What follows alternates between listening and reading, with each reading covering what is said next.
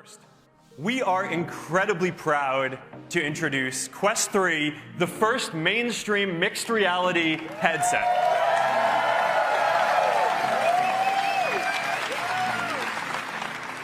Now I love VR, and I've had many different VRs throughout the years, but the Meta Quest 3 is truly the best I've used. Now in the past couple of years, Meta has really taken off with their Quest headsets, creating a standalone headset that's not only affordable, but plays games really well. Now a few years ago I really wanted a PC VR, as I'd already used my PSVR 1 a lot, and I was getting kind of bored with the selection of games. At the time, the Meta Quest 2 was coming out, so I had two options. I either buy a used Rift S, or I buy a Meta Quest 2 with the link cable. So I ended up purchasing the 64GB Meta Quest 2, well at the time it was the Oculus Quest 2. And I only really played two games on the standalone mode, which was Beat Saber and Gun Club VR, as there weren't a lot of games out and I was only really using it to play on the PC. However, about 7 months into me having the VR, I was playing Stride and I jumped and the controller hit my ceiling and it broke. My first idea was, to buy a replacement, but for some reason Meta just had these controllers out of stock for months. So I eventually sold the Quest 2 for parts and just gave up with VR for a while. A few months later, my friends started getting Quests and I eventually just bought a new fresh Quest. I bought a 128GB one this time, so I actually had space. It was great now because a lot more games are out. Population 1 had just gone free to play. Blades and Sorcery was out. I was set and I didn't really use the PC VR side anymore. The PSVR 2 eventually dropped and I sold that Quest 2 to get the PSVR 2, as the features and hardware was just crazy, like the displays, the eye tracking, the controllers, all of that for the price. It was a no-brainer. However, as we can see from modern day, there aren't a lot of PSVR 2 games out, so I got rid of it and I went back to Meta, and that's when I got the Quest 3. Now I'm going to break this video down into two pieces: the hardware and the games.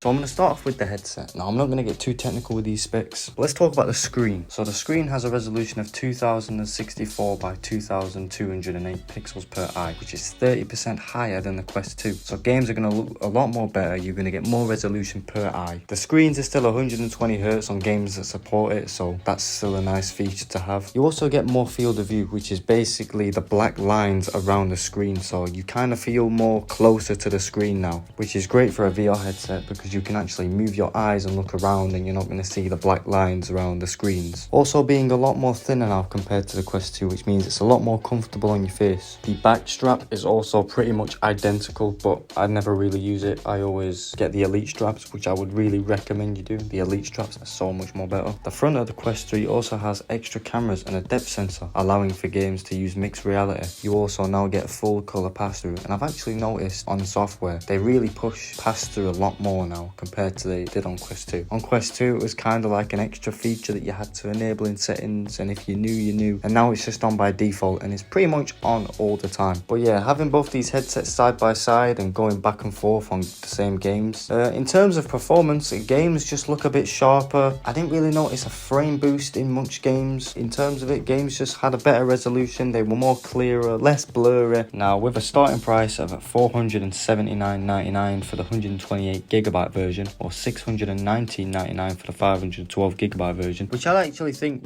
is a higher starting price than the Quest 2 was. I can definitely say that the Quest 3 is worth this price in terms of all the features that you get and how good the hardware really is. The screens are great, the battery life is it's about as good as the Quest 2. The games are great, the software is great. Now let's talk about the controllers that come with the Quest 3. These controllers are very similar to the Quest Pro's controllers. We'll talk about that later. And they're also kind of similar to the Quest 2 controllers, just without the rings. And I do like these controllers because they've got a decent amount of buttons, not too much to the point where you've got to keep taking the headset off and looking at the buttons. Just a perfect amount where it's comfortable to use and you can understand these controllers within a couple of days. But the Quest 2's just had a price drop to $200 or around £200, which is great if you want to pick up the hardware, try it out, see what you think to VR. And most of the games that are on the Quest 3 will work just fine on Quest 2. Now I've taken a few screenshots and video clips in a couple of games side by side on the Quest 3 and Quest 2 to compare.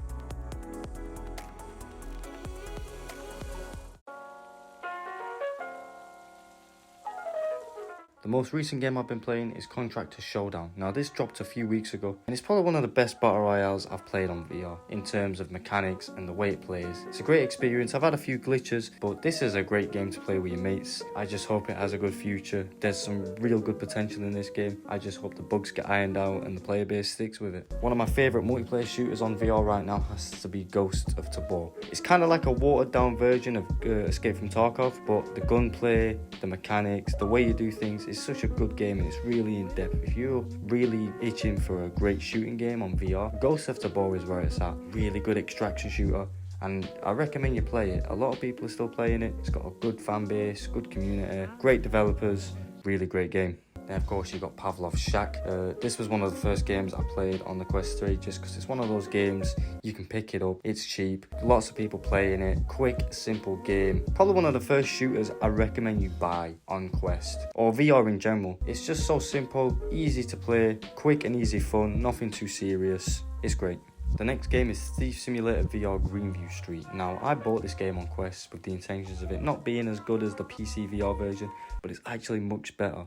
Less bugs, the graphics are much better, it's more polished, there's more content. It's just an overall better experience, and I've now got it on standalone. But if you want a really good stealthing game, Thief Simulator is where it's at. It's something different for me, and I enjoyed it. Another battle royale I'm going to mention is Population 1. This is a really good shooting game to start off with. Pavlov's Shack is good if you've kind of got experience of games in general, but Population 1 is like your go-to game if you've never played a shooter. It's free to play, the reloading mechanics are simple, the weapons are simple. There's lots of features like you can glide, you can climb, the maps are nice and small. It kind of gives you a lot of tutorials. It's a really good game to jump into, and it's free to play. So pick it up as your first game. You can play it with your mates, you can play with bots. There's a decent community on there. I don't know if it gets updates as much anymore, but it's a great game. Among Us VR. Now, I don't have to say much about this one. It's Among Us on VR. It's a unique way of playing it. I've had a lot of fun with it. Another game to play with your mates. It's great. Beat Saber, just one of the best rhythm games on VR in my opinion. Lots of music to choose from. You can mod it, but I wouldn't recommend that on Quest. I have it on PC if I want to play mods. But the Quest version is good. 120 Hz, smooth, you can play it with your mates, decent selection of songs. It's just one of those games where you pick it up when you get your Quest. It's one of those essential games you need to have. I'm going to talk about Bone Lab. So Bone Lab is just one of those games. It's basically Gary's mod on VR, kind of. It's a sandbox game basically, but it does have some story behind it, and like the story's good. I did actually really enjoy playing the story mode, and then once you've done the story mode, you can obviously just load it up with mods, play with the mods, have fun. Installing mods on this game isn't as easy as it used to be because you no longer have access to scoped storage, and if you know, you know, but you've just basically got to install mods with a PC now. You can't do it on the Quest anymore. But Bone Labs is really good. Even if you don't get it on Quest and you get it on PC VR, Bone Labs is a really good game, and to be honest, I can't believe they got it on the Quest. But yeah, Bone Labs, an essential game as well. Blades and Sorcery. Now, Blades and Sorcery was one of the games I played way back on my first Quest 2 on PC, and it was the only game I played on VR for months. And then when it got a Quest version, I was really happy. But going from the PC version to the Quest version, I was disappointed. But over time, it's just kind of gotten better. I only really play it on the Quest now, and I'm fine with it, especially on the Quest 3. But if you were playing the PC version and going straight to the Quest version, you're not going to like it. But now that the mod support is much better and the Quest 3 is out, this game is much better on the Quest now. I'm going to get into the mixed reality stuff now. So Angry Birds VR Isle of Pigs. Now this game has a really good mixed reality mode. You can place the level that you're completing in front of you like a table, and you can walk around it, and you can play the mission like that instead of being spawned at like specific fixed locations on the map. You can basically just walk around the table and complete the level in whichever way you want to play it. And this only just recently got an update, but it's very good. Another mixed reality game I'm going to mention, but I actually refunded it just because I was having a lot of glitches with it, and that's Stride Fates. Now the campaign on this game is glitchy, it doesn't really make any sense, that's just my opinion. The mixed reality mode on this game is perfect. You lay out your room, you lay out your furniture, and you basically just fight waves of enemies in your play space, and it is quite fun, it's quite surreal, but I definitely did have a lot of fun with it before I refunded it. And the last game I'm going to mention, Walking Dead Saints and Sinners. Now this game got a Quest 3 update recently. Amazing game. I played this on PSVR 2. It's such a great game. There's so many ways of tackling situations on that game, using melee weapons, using glass bottles, using guns, lots of decision making. Just a great game with lots of depth. Now, could I recommend the Quest 3? Yeah, of course I can. This is great. But you have got your other options with Meta. So you got the Quest 2, which is, £200. It's like your entry-level VR. You can play most of the games, I say most, pretty much all of the games that are on Quest 3, apart from the mixed reality ones on Quest 2, just fine. If you don't care about mixed reality, the Quest 2 is the way to go. You get roughly the same battery life with both VRs. And I think my friend has actually got better battery life on his Quest 2 sometimes. But the Quest 2 is still fantastic, still getting updates, still a great piece of kit. And then you've got the Quest Pro. Now the Quest Pro is a bit of a different one. I don't feel like it's really made for gaming. It's got a 90Hz screen instead of 120. It's got lower resolution than the Quest 3, I believe. It's not really made for gaming in my opinion. It's more made for like pro work. But now that the Apple Vision Pro's out, I don't really know who the Quest Pro's for anymore. But it's a good bit of hardware, just not at the price. If you can get one for 300, 400, 500, because I do see them kicking around for that price, and you're not really fussed about gaming, the Quest Pro is good, but don't buy it with the intentions of it being better than the Quest 3, because in terms of gamer performance, it's not. Then of course you've got the Quest 3. The Quest 3 is just, the best of the best right now for gaming. You can use it on PC. You can use all these headsets on PC, but the Quest 3 is the best. Like, Pico's great, but I just feel like Pico doesn't have the library compared to the Quest, or like the player base of the Quest. But that's my opinion on the Quest 3 and kind of Quest 2. 2,500 likes and I'll buy a Quest Pro and I'll do a video on it. So run up the likes.